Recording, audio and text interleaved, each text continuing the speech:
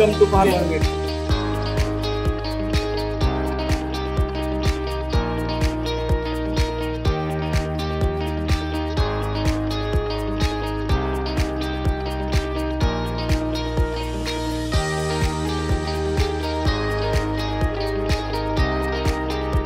शेतकरी सन्मान सोहळ्यात उपस्थित सर्व मान्यवर आणि शेतकरी बांधवांचे मनपूर्वक स्वागत करते.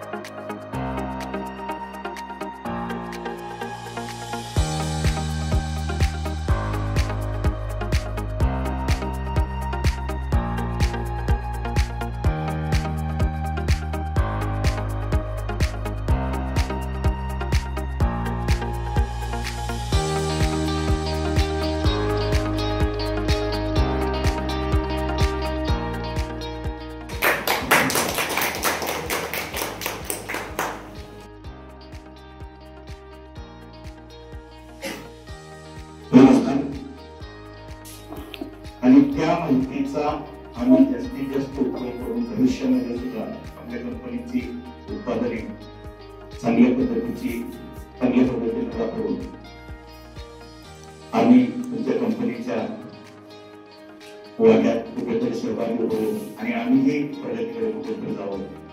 आम्हाला बोलवलं, आमचा मान सन्मान केला खूप चांगल्या पद्धतीची. कारण क्षेत्र आगार आहे.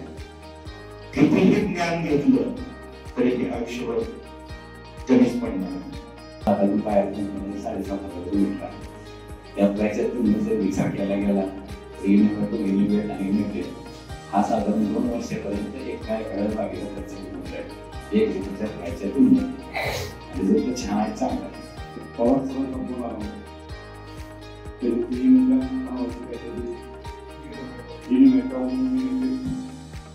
2 प्रोडक्ट दिले मला आणि चांगली रिझल्ट आला.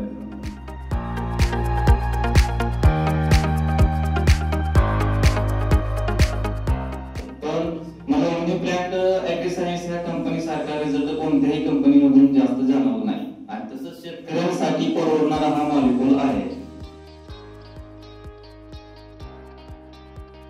ब्रह्मदेव सरडे सर.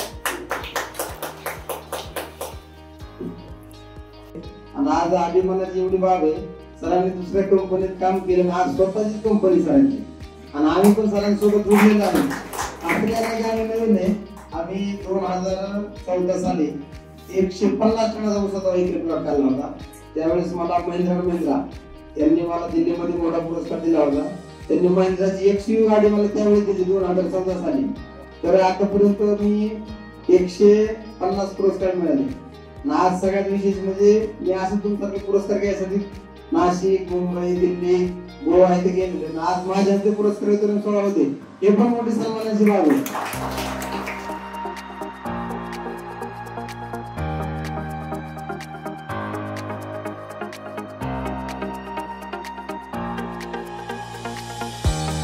सर्व माझ्या जवळचे शेतकऱ्यांसाठी मी ॲग्रीसायन्ससाठी तुमचं सर्वांचं मनापासून स्वागत करतो.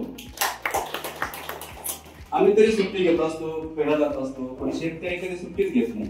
24 तास राबलेला असतो. रात्री 12 वाजता लाईट आली परत पाणी भरायला जातो. 24 तास दिवस रात्र मेहनत करतो आणि आम्हाला जगवतो. बरोबर आहे. तर आपल्याला महत्वाचं मला सांगायचं आहे की रेसिपी फ्री फार्मिंग करावा आणि रेसिपी फ्री फार्मिंग करताना हळूहळू युरिया कमी करा, DAP कमी करा, ऑप्शन वाढवा.